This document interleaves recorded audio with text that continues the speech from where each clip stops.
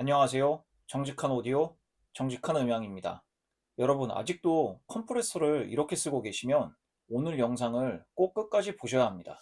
보컬엔 그냥 LA2A, 드럼엔 그냥 1176, 버스엔 그냥 SSL G컴프, 마스터엔 그냥 뭐 유명한 거. 이유는 모르겠고 남들이 다 그렇게 하니까 나도 그렇게 쓴다. 이건 컴프레서를 쓰는 게 아니라 그냥 컴프레서를 외우는 겁니다. 컴프레서는 이름만 다른 플러그인이 아닙니다. 각각의 컴프레서는 태어난 시대가 다르고 해결하려던 문제가 달랐고 회로 구조가 다르고 반응 속도가 다르고 그래서 지금까지 쓰이는 위치도 다릅니다.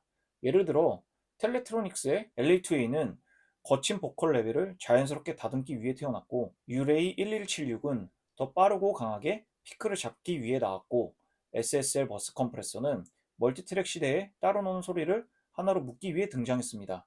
즉, 컴프레서를 잘 쓰려면 노브보다 먼저 역사를 알아야 합니다. 오늘은 컴프레서의 역사를 통해 왜 컴프레서마다 소리가 다르고 왜 쓰는 위치가 다르며 왜 초보자는 평생 프리셋만 돌리게 되는지 제대로 알려드리겠습니다. 지금은 트랙에 플러그인 하나 걸면 끝입니다. 하지만 초창기 녹음 시대에는 컴프레서가 없었습니다. 1900년대 초반 녹음은 기계식 또는 초기 전기식 녹음이었고 다이나믹 레인지가 매우 좋았습니다. 쉽게 말해 작은 소리는 안 당기고 큰 소리는 찌그러지고 중간만 겨우 당겼습니다. 그래서 당시 엔지니어는 어떻게 했냐? 가수는 앞으로, 트럼펫은 뒤로, 드럼은 멀리, 사람 위치로 믹싱했습니다. 지금 오토메이션을 손으로 하는 수준이 아니라 몸으로 믹싱하던 시대였습니다. 이때 사람들은 깨닫습니다. 소리를 자동으로 조절해주는 장치가 필요하다. 1930년대에서 40년대에 라디오 시대가 열립니다. 여기서 큰 문제가 생깁니다. 라디오는 청취자가 볼륨을 계속 만질 수 없습니다. 진행자 말은 작고, 광고는 크고, 음악은 튀고, 방송마다 레벨이 제각각. 이건 치명적이었습니다. 그래서 등장한 것이 초기 레벨링 앰플리파이어, 리미터입니다. 즉, 컴프레서의 시작은 음악 장비가 아니라 방송 품질 관리 장비였습니다. 핵심 목적은 감성도 아니고 색채도 아니고 안전성, 전달력, 일관성이었습니다. 1940년대에서 50년대가 되면서 진공관 기반 컴프레서가 발전합니다. 대표적으로 페어차일드 660, 페어차일드 670, 그리고 제가 정말 좋아하는 플러그인인 어쿠스티카 오디오의 LA2가 복각한 RCA BA6A. 이 장비는 원래 레벨 제어용이었습니다. 그런데 사람들이 써보니 예상치 못한 일이 벌어집니다. 눌렀는데 더 두꺼워지고 밀도감이 생기고 존재감이 커지고 고급스럽게 들립니다. 왜냐하면 진공관과 트랜스포머 회로 특성상 하모닉이 생기고 부드럽게 포화되기 때문입니다.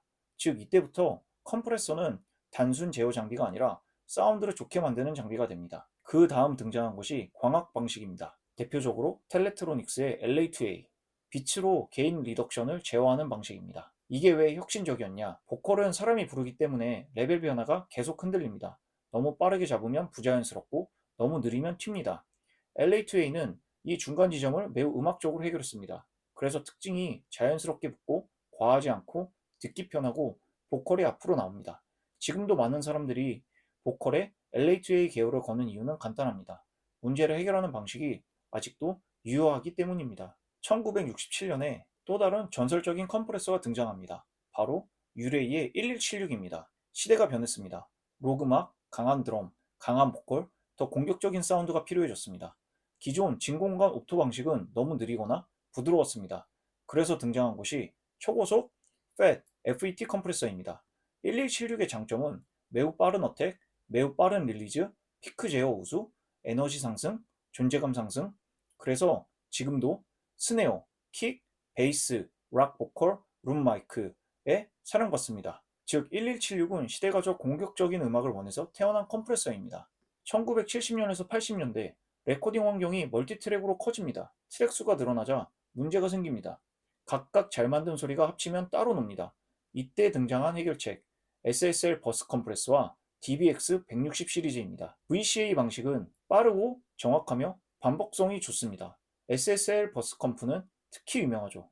왜냐하면 드럼, 베이스, 기타 보컬이 각자 놀던 것을 하나로 묶어줍니다. 사람들이 말하는 그 단어, 글루 이펙트. 즉, 이 컴프레서는 개별 트랙용보다 믹스를 하나의 곡처럼 들리게 만드는 문제 해결사였습니다. 1990년대 이후 플러그인 시대가 옵니다. 이제 누구나 수십 개의 컴프레서를 갖게 됩니다. 투명형, 빈티지 복각형, 멀티밴드, 루커헤드, OTT 스타일, 다이나믹 EQ. 문제는 접근성이 아니라 선택입니다. 초보자들은 다시 묻습니다. 뭐가 제일 좋아요? 하지만 그 질문은 틀렸습니다. 진짜 질문은 무엇을 해결하고 싶은가? 피크를 잡고 싶은가? 보컬을 안정시키고 싶은가? 믹스를 묶고 싶은가? 캐릭터를 넣고 싶은가? 역사를 알면 이렇게 바뀝니다. 보컬이 흔들린다? LA2A 계열을 떠올립니다. 드럼이 힘이 없다? 1176 계열을 떠올립니다. 믹스가 분리된다? SSL 계열을 떠올립니다. 색채와 무게감이 필요하다? 페어차일드 계열을 떠올립니다. 즉, 프리셋 검색이 아니라 원인 분석 후 장비 선택이 됩니다. 이게 초보자와 컴프레서 역사를 아는 사람의 차이입니다. 컴프레서는 단순히 소리를 누르는 장비가 아닙니다. 각 시대의 오디오 문제를 해결하며 진화한 기술의 역사입니다. 그래서 컴프레서마다 소리가 다르고 잘 쓰는 자리도 다르고 지금까지 살아남은 이유도 다릅니다. 다음번에 컴프레서를 걸 때 레시오부터 만지지 마십시오. 먼저 생각하십시오. 이 컴프레서는 어떤 시대에 어떤 문제를 해결하려고 태어났는가? 그 질문이 들리기 시작하면 여러분의 컴프레서 실력은 완전히 달라집니다. 그럼 오늘도 끝까지 음악 만드시는 하루 되시길 바랍니다. 감사합니다.